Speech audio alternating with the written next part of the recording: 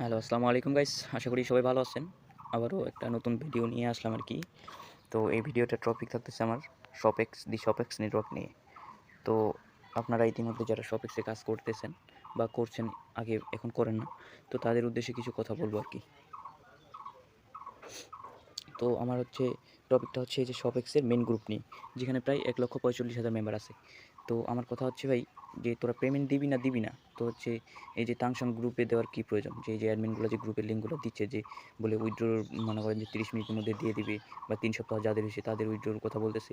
আর এখানে যে আপনার লিস্টগুলা দিছে, সবই লিস্টগুলো দেখতে পারতেছেন যে ডেট এক্সপায়ার, মানে এইটার যেমন ডেট ২০/৪/২০২৪ সাল, মানে আজকে প্রায় আপনার ২১ তারিখ।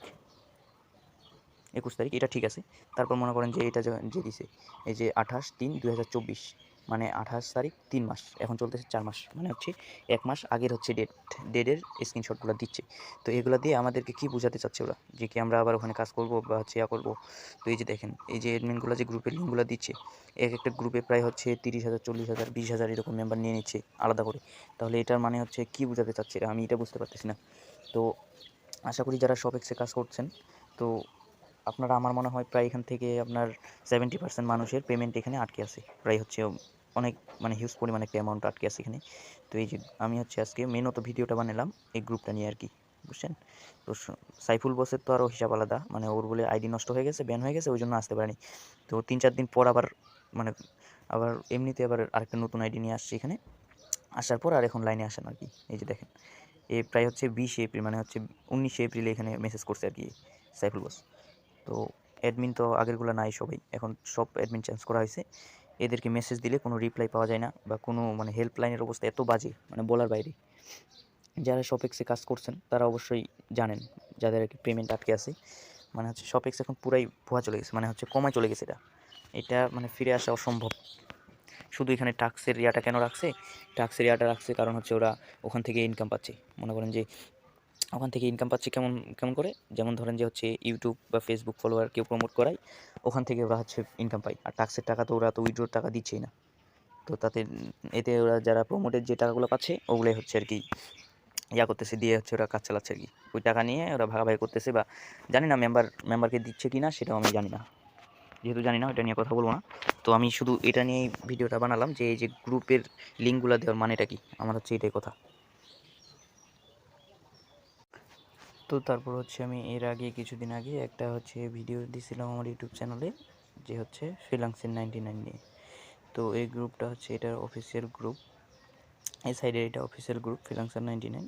তো কিছু যারা শপেক্সে কাজ করছিল আর কি, কিছু মেম্বারের মনে প্রশ্ন থাকে যে শপেক্সে টাকা মেরে খাইছে আর কি।